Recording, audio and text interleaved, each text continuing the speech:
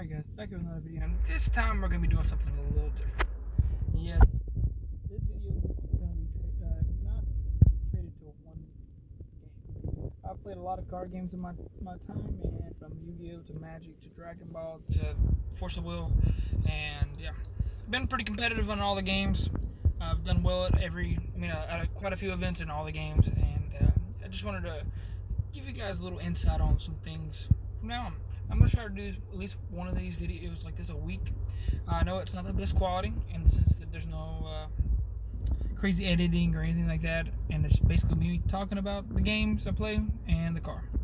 But yeah, so first thing that comes to mind that I wanted to talk to you about, because I've heard quite a few people talk about it that are quote unquote pros. Skill cap, does it exist?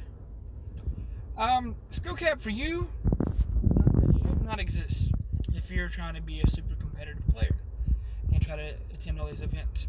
So you as a player have to work to get your skill level up. You don't have a skill cap. Your skill does not stop at a certain level. If that makes sense. Like, for example, if you've played other games, like what can I think of, like a basketball game, you can't max out your player very easily. Your overall is 99. Doesn't just happen just because you've played the game a few times, and obviously it's not going to be an 80 when you first start up, and that's still pretty good overall. But for example, you can't just put yourself at above everyone and say your skill cap is higher than other players. Your skill cap does not stop growing, even if once you hit a quote unquote 99 out of 99. Because to this day, I still learn things about all these card games that I play and figure out things that I mess up on and things that I can learn from. Good example is in Yu-Gi-Oh! Zone placement, very, very tricky in some situations where if you're not thinking about where you're putting things on the board, it can mess you up. Especially when your opponent, you have to play at a certain speed and you need to play things quickly.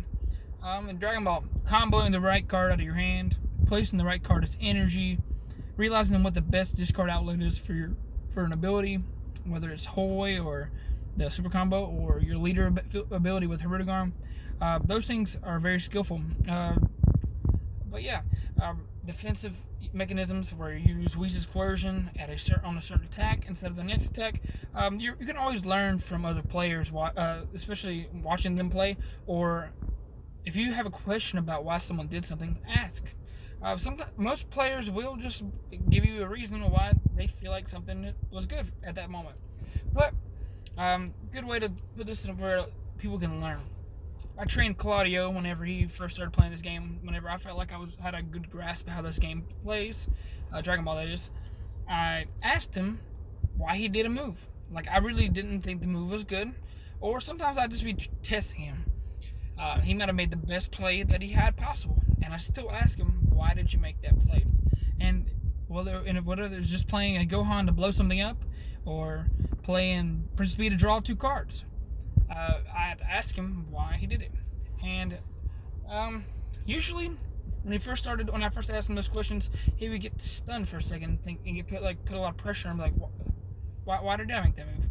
And then I'd show him, I looked at his hand, and I'd ask him, why didn't you play this? And he'd be like, well, I feel like drawing 2 cards was a little better than blowing up one of their cards on one of mine. And then I was like, well, couldn't you have just attacked with your leader first, etc., and then bait it out, see whether or not the guy dies or not, then choose to play your Prince Speed? You gotta, sequencing matters in all these games, and especially in Dragon Ball, and in Yu-Gi-Oh! Sequencing can matter, can change the whole game by just sequencing something wrong. But that's what I wanted to talk about today. How can you increase your skill cap? Obviously, a skill there's no, how do I explain it? There's no skill cap. Your skill should continue to grow. In my opinion, there's no skill cap. How can you increase your skill level? And what do you feel like you can do as a player to improve? In Yu-Gi-Oh! And Dragon Ball, and in Magic, any card game, you need to practice. Whether it's sitting there reading through cards, watching videos, doing all these things that can just help you improve as a player with your knowledge. Knowledge is king. If you know more than your opponent about your deck and you're playing a mirror match, or if you're not playing a mirror match, you need to know what their deck does. That's why in Yu-Gi-Oh! And Dragon Ball, I like to pick up every deck that I can and just mess with it. Whether or not I'm playing it or not in the tournament, the big tournament, I still want to know how it works. For example, Storm, I played it for one tournament at locals before I went to Orlando to play it.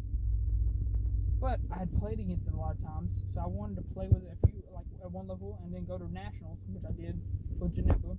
Even though I played Storm the weekend before. Why didn't you just play Storm? I played Janemba because I knew I was best with the Janemba deck and I knew it all from the ins and outs. And then I ended up top 32, 5th in Swiss. Yes, I ended up losing to the worst matchup in the world, hand destruction in the first round, top 32. But I did very well and did exactly what I wanted to do. I'll at least make top 32, get the good prize pool, and gain a prize card sell. And it was very fortunate for me, and I did very well, and it helped me out in the long run because I practiced and I understood the Storm deck and I understood how these things work. Then I think 3 weeks later, or maybe a month later, I went to ARG Orlando, got top 4 there with Storm.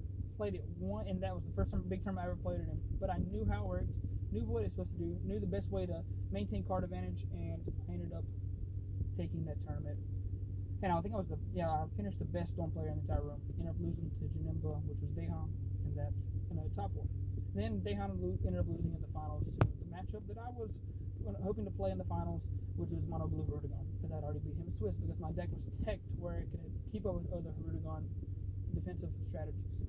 But thank you guys for watching, and I'm sorry I haven't been posting so much Dragon Ball content or any card game related things that you guys can watch, and I feel bad about it. About to move out. I work night shift now, or I don't get off until 2 a.m., get home till 2:30. So I don't really have much time to do stuff during the week. And then on the weekends, I usually play tournaments, whether it's Dragon Ball or Yu-Gi-Oh! But thank you guys for staying tuned in. Please hit the like, subscribe, and notification button if you guys are interested in watching more videos.